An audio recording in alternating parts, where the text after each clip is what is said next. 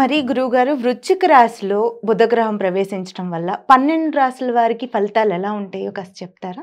బుధగ్రహము వృశ్చిక రాశిలో సంచారం కొనసాగించేటువంటి ఈ అక్టోబర్ 24వ తారీఖు నుంచి నవంబర్ 20 వరకు ఉన్న ఈ 27, 28 రోజుల్లో కన్యా రాశి వారికి, కర్కాటక రాశి వారికి, మీన రాశి వారికి, ధనస్సు రాశి వారికి ఈ 4 రాశులకి బుధుడు ఇబ్బంది కలిగిస్తాడు. మిగతా 8 రాశులకి ఆయన అనుకూలంగా ఉంటాడు. మంచి సౌకర్యాలను అందిస్తాడు. గురుగారు ఇప్పుడు మీరు కన్య, కర్కాటక, మీనం, ధనస్సు రాశుల వారికి ఇప్పుడు ఈ వృశ్చిక రాశిలో బుధుడు ప్రవేశించడం వల్ల అంత మంచిగా ఫలితాలు లేవన్నారు కదా, మరి పరిహారం చెప్తారా? చాలా మంది తప్పకుండా అమ్మా. బుధగ్రహం మనకు బాగా లేకపోతే మనం మొదటే చెప్పుకున్నాం, బుధగ్రహం బాలేని వారి ప్రవర్తన ఎలా ఉంటుంది, వాళ్ళకి ఎలాంటి అనారోగ్యాలు వస్తాయి, ఎలాంటి సమస్యలు వస్తాయి అని కూడా చెప్పుకున్నాం మనం.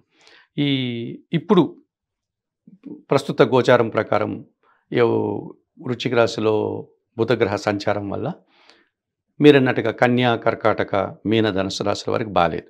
వీరు కానీ సహజంగానే బుధుడు బాగాలేకపోతే మనం చెప్పాం కదా, వాక్కు శుద్ధి లేనివారు, లేకపోతే సరిగా స్పష్టత లేనివారు, అన్నట్టిగా మాట్లాడేవారు, లేకపోతే స్కిన్ సంబంధించిన అనారోగ్యాలు, నరాలకు సంబంధించిన అనారోగ్యాలు, ఇలాంటి బుధగ్రహం బాలేని వారు జాతక చక్రంలో కానీ గోచారంలో కానీ లేక వారికి ఉన్నటువంటి అనారోగ్యాన్ని బట్టి ఇటువంటి ఇబ్బందులు ఉన్నటువంటి వారందరూ కూడా శ్రీరామ రక్షా స్తోత్రాన్ని పారాయణం చేయాలి. చాలా చక్కటి స్తోత్రం అమ్మ శ్రీరామ రక్షా స్తోత్రం. దాన్ని స్పష్టంగా చదవడం నేర్చుకోవాలి.